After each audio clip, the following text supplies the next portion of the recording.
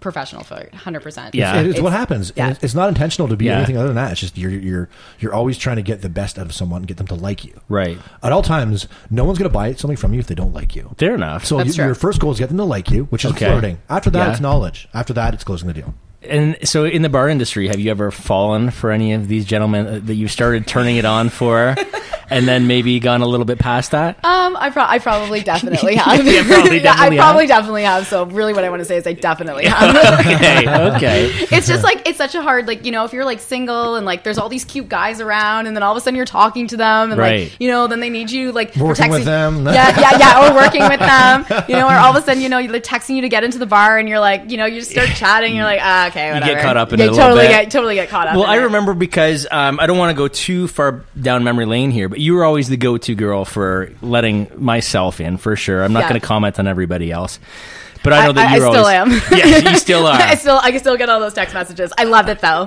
Well, that's nice because a lot of people, I know that power. But it's power nice. Power is addictive. It totally is. It's power. It totally is. When there's people though that you're responding to, that are spending money in your establishment and they're good customers, they appreciate that. They're not going to go anywhere. Whereas there could be a dickhead that's like, I'm not even checking my phone tonight. Fuck that. And there are those guys out there. Yeah, absolutely. They exist. Yeah, I can name them right now. We don't do that here. No naming names. No names. No, I'm kidding. Yeah, I know better than that. I love it though. I think it's amazing, and I think it's a big part of the business. And if somebody knows me well enough that they have my phone number, I talk to them on a regular basis. Like they know about my personal life. It's like absolutely, I'm going to let you in. Why not? You know, that's what I strive for. Like I don't have a business card. Like I actually don't. People are like, can I have your business card? I'm like, nope, but you can have my number, and you can text me, and I'll help you. That's almost better. Like that's so much more personable. Yeah, like I'm not giving you a card. Like I want to know who you are as a person, and you know, and that's how you kind of build friendships and business, and it's great. What if you put a business card with just an email so they can't get your number? I'm totally fine with giving out my number. Yeah. Right. Actually, it was funny. So my new boss is like, can I put your cell phone number on your signature?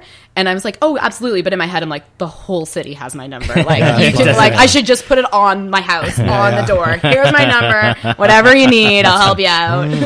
Has that ever backfired on you in relationships when people text you at odd hours like that? A little bit. Sometimes it depends on the person.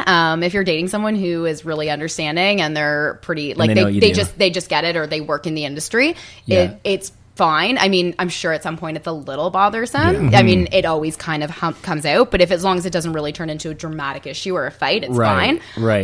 But yeah, people are messaging me at all hours and all times, and I'm definitely talking to guys all the time. Right. So I mean, it can become an issue. Sure. So I mean, you obviously need someone that's very secure with themselves. Absolutely. Okay.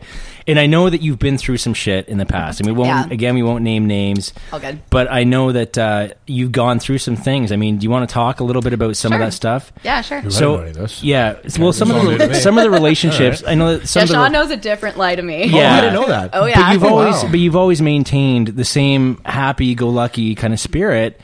And I knew you were going through some tough shit. And I look back and I think like the guy that I am now would have stepped in and helped you a little more. Yeah. But at that time, I think it was such a difficult situation to be in because we didn't know what was going on, and some of the things that you went through, like I'm not going to say who, but I know that your stuff would get thrown out the window, your clothes would get thrown out of the house. Oh yeah. Your car tires somehow got slashed. Oh, Jesus Christ. What else happened? Like what else did you go through? What the fuck went on? It was crazy. So so I guess I went through a period in life, I would say probably a solid at least 2 years. Oh, yeah. Sorry. It's because like short people problems, No, right? you know what? You're not used to it. That's all. Okay, thanks. And if there's anything you don't want to talk about, I'm please say for you. You know what? I think my biggest part of talking about it is that if my story reflects on anything that anybody is currently going through or has gone through and can kind of motivate them or make them feel better or understand, like I'm not embarrassed of it, you know, like it is what it is, and there's nothing for me to be ashamed of. Not at all. So I just went through a solid probably 2 years of just very Would you say toxic? Toxic is probably an understatement. Is probably polite. Yeah. Wow, Jesus. Yeah. So toxic in just Christ. the sense of like a mental, emotional, physical abuse that was just. It was like, physical, eh? Totally, and it we didn't. I don't think we knew about that. No, part. and I didn't know anything. No. It was all news to me. We can fill you in off camera. Yeah, we'll fill No, you in. this is all new to me. This is all new light. Sure. I've never known. You have this information. Yeah, ahead. I know, and seeing it's- her just goes to show what you said. But I would have had no And idea. that's the thing is, I don't think we really knew how bad it was. I don't think anybody really knew how bad it was, and I think, and a part of me also just like it's a part that doesn't really get talked about unless it gets brought up, right? Right. Yeah. So, but yeah, it was, and the worst part about it is that it turns you into this person that is so exhausted to just live your life. Oh wow! Right. You know, like Yeah. you just get to the point where every movement, every thought becomes so exhausting because there's always a repercussion to what you're doing, and it's so. And I don't mean repercussion in the sense of was doing something wrong, but I just knew You have to hear about it. You have to hear about it, or you just don't know how what the response is going to be, or you just don't know what the reaction is going to be. Living in fear. Yeah, you're basically times. living in fear. Right. And the part that is so interesting to me now when I look back on it and I always say, how did I get myself into this situation? Yeah. You know, like I have these lovely parents who have this lovely relationship and they're just, you know, like I grew up in this like what you think would be this very nurturing household to lead me to The kind same of nurturing relationship. Yeah. And like to this day, I still don't really exactly know, but sometimes I'm like, maybe I was just so naive that I didn't see the red flags. That's a huge part of it. Yeah. You know, Yeah. like maybe I was just so not exposed to things. I literally had the white picket fence that I just didn't, like I just didn't get it. Your blinders on almost. Totally. Yeah. And also, I think part of me always trying to see the good in people and always hoping that things will change. But yeah, it gets to the point where you're like, how did I get there? Like, how did that happen? So, can I ask you a question about absolutely. So is this relationship that kind of had the boiled frog effect where it slowly got worse and worse and worse? Yeah, Or did totally. you start off bad? Okay, then there's the answer. Yeah. So did you start off bad and then try to fix somebody? Actually, okay, if those are the options, a little bit of both. Okay, but there you it go. didn't start off bad. Okay. So I think everything started off hunky-dory. It was great. And like to put in perspective, like the person that I was dating, I actually had a friendship with or knew years before. So this wasn't... Tweaks. Yeah, like I mean, Right. Control. We had tons of common friends. Like it was great. Yeah. And it kind of got like things were great, and it got to the point where we moved in together, and then from there it was like, boom, Night and day. it was Jekyll like and Hyde? totally, Okay. Yeah. totally. Yep. And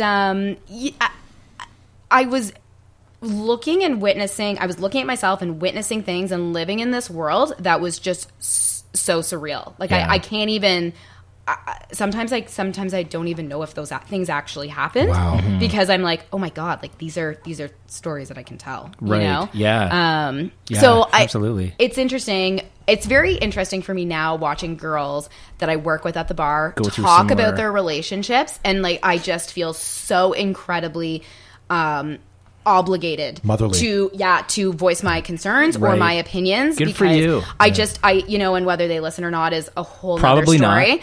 Yeah. Yeah. I mean, I didn't listen Yeah. at some point too, but I think there's this part of me that just I have to verbalize my story. So I Right. think most of the girls that work with me at the bar probably know all about this because I just feel so strongly that I just need to tell them, like, by the way, Right. there are people like this out there. Yeah. Who are very good at Disguising it. Yeah. or once Manipulating.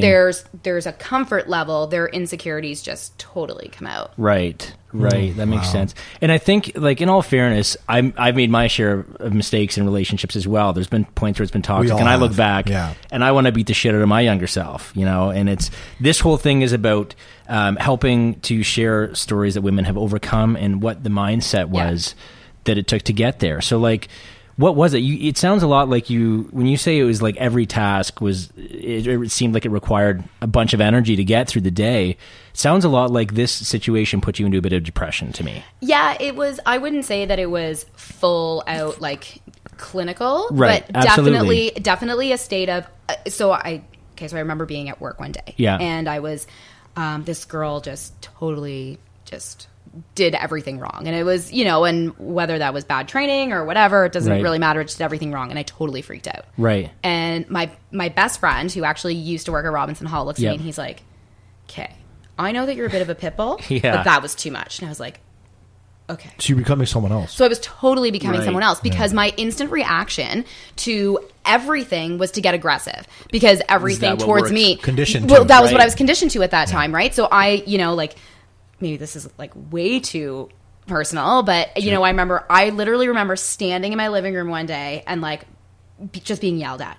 I don't even know why I was being yelled at. I was just being yelled at. Right. And I was drinking a glass of water and I took the glass and I chucked it into the kitchen against the like backsplash. Right. Which is like not like you at all. me at all. Right. Yeah. But I just turned into a completely different person. Like I just had this whole thought process that was totally different because I was just, this was what I was exposed to all the time, right? Like Sean saying, like, like my clothes being thrown out the window, literally closet out the window. Yeah. I would not I went through some shit, man. Yeah, like, it's crazy stories. Yeah. And I remember walking from my house to Robinson Hall because it was the only safe haven that I had. Because I was too embarrassed to tell my parents what was happening. Right. So I was just like, and then at some point, so much stuff has happened and so many people got involved, like on the surface level, because I think people kind of knew that, like, things weren't right you weren't over at that household, right? Yeah. So, and it got to the point where I was embarrassed. I was like, oh my God, I can't keep telling people this is happening, right? Right. And then you just get in this scenario where you just feel stuck, like you can't get out. So you want to get out, but you don't know how. And you're like, well, maybe tomorrow will be better. Or maybe it's just because he drank too much or whatever it is. And it's like you run through a series of excuses, or a series of reasons why this is happening, whether that is the situation or the other person or yourself. And you just are like, it's incredible because I look back and I'm like, none of those reasons were suitable for anything that happened. No, there was absolutely no reason, right? But you just think that, yep, it's got to be one of these things. Tomorrow will be better. Tomorrow will be better. Is that what you keep telling yourself that? Tomorrow will be better. Yeah. Or like maybe he'll just get help, or like maybe he'll just, maybe he'll change, or maybe I should change. Maybe I should stop doing what I'm doing. You weren't really doing anything wrong though. Like looking back, you know that, right? Yeah. Okay. I think that the best way, at least to my knowledge. Yeah. You know what? I'm sure I was doing things wrong in the sense, I'm sure I was doing things to trigger situations because I don't know if I was trying to fight back or I was trying to defend myself or whatever it was. So I'm sure, like, as much as I like to say there's two sides to every story and this one there isn't, there is two sides to every story. Sure. You know what I mean? Like I definitely fought back, right? Yeah, so it's I can't really say I did nothing wrong. But I have a really tough time seeing you ever being the aggressor. Like you seem to me like if someone's attacking, you'd probably even be really, really nice in the beginning until you had enough, and then all of a sudden it's like you're right. And I also think too, there's probably things that I did that were probably in the real world were probably not wrong, right? But in that world, they were right. So at some point, I think that I was probably doing things that like my ex deemed as wrong or frustrating, or I shouldn't be doing this, or that's inappropriate, even though in the outside world it would have been totally fine. Right. So when you use these terms in that world and in the outside world, did you find yourself having the hard time finding a difference between the two? Absolutely, because my worlds totally crossed, right? At some point when I'm telling you that I was exhausted, there's also a point of actual real exhaustion that happened. Right. So there was a point where I was actually so exhausted because I just wasn't sleeping. I was completely breaking down. Yeah. So there's this part of you that can't make real decisions because you are actually so tired. Your brain is not functioning. You're not eating properly. Right. You almost like just start to cave in and give in. Wow. Right. And it can almost alter your perception of reality at times. Totally. Because you don't really know when you're sort of being programmed by this aggressive behavior. When you take that outside the door, that's going to obviously affect you in the real world. Well, if you really think about what happens when you don't sleep. Yeah. Think about like if you have a bad night, you don't sleep or whatever, you haven't slept for the whole day, right? You just you're get busy. Be affected. Sure. You're pounding back Red Bulls. It doesn't matter. No. Nothing actually relieves that, right? So when you have that as a consistency in your life, at some point you sort of become delusional a little bit because you're just so malnourished and you're so you have no sleep. It sounds horrible. Yeah, I'm so sorry you had to go through that. You know what? I people always tell me that, and I never ever want people to apologize for it. There's this part of me that will tell you that, you know, like I absolutely hate my ex, and there's this part of me that will tell you that there's so many things that happened in my life because of him that were totally life changing and brought me to the point where I am today. That sometimes I'm like kind of just want to be like, thanks for treating me like shit for 2 years. So then, yeah, because it made you that much stronger now? Yeah, or? Totally. I think that there's, you know, I remember the day that I left. Tell me what that was like and how you decided on that day it was time.